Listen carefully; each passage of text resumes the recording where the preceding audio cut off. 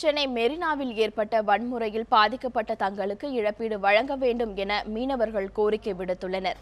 ஜல்லிக்கட்டு நடத்த கோரி சென்னை மெரினாவில் நடந்த மாணவர் போராட்டத்தின் இறுதியில் வன்முறை ஏற்பட்டது. அப்போது சமூக விரோதிகளால் நடுக்குப்பம் பகுதியில் உள்ள மீன் சந்தை தீ வைத்து எரிக்கப்பட்டது. இதில் அப்பகுதியில் உள்ள 350க்கும் மேற்பட்ட மீனவ குடும்பத்தினர் தங்களுடைய தொழிலை செய்ய முடியாத அளவுக்கு பாதிக்கப்பட்டுள்ளனர்.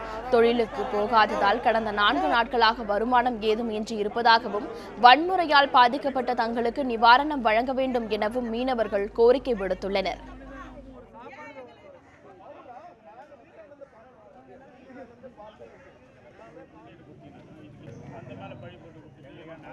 இங்கே உள்ள குப்பத்து மக்களெல்லாம் பெரிதும் பாதிச்சிருக்கிறாங்க.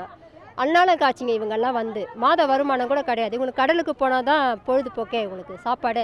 அப்படிப்பட்ட இவங்க பொழப்பெல்லாம் வந்து இந்த மாதிரி தீ வச்சு கொளுத்தி சாம்பலாக்கி விட்டு இருக்குது. இவங்களுடைய கஷ்டங்களெல்லாம் பார்க்க முடியறதில்ல. இதனால் உடனே அரசாங்கம் இருந்தால் இதுக்கு தலையிட்டு நிவாரணம் ஏதாவது வழங்கணும், உதவிகள் வழங்கணும். இது வரைக்கும் யாரும் வந்ததாவே இல்லையே. அவங்களே சொல்கிறாங்களே, அழுகுறாங்களே. இவங்க அழுகையெல்லாம் தேவையா நம்மளுக்கு? அந்த மாதிரியெல்லாம் இருக்கக்கூடாது. இந்த போராட்டமெல்லாம் கைவிட்டாச்சு.